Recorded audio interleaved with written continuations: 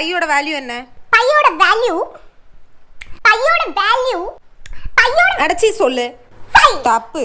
3 4 ஏதோ ஒரு முடிவுக்கு வா. 5 எத?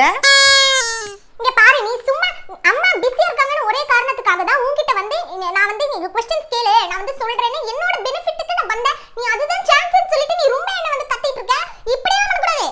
அம்மா கூட என்ன இப்படி எல்லாம் திட்டினது இல்ல. நீ என்ன ஓவரா பண்ணிக்கிட்டு இருக்க? அப்படிதான் பண்ணுவேன். அப்படிதான் பண்ணுவேன். என்ன? அப்படியே நீ பண்ண கூடாது. HCF க்கு LCM க்கு உனக்கு டிஃபரன்ஸ் தெரியாது. அது கூட தெரியாதா உனக்கு? அது கூட தெரியாதுடா.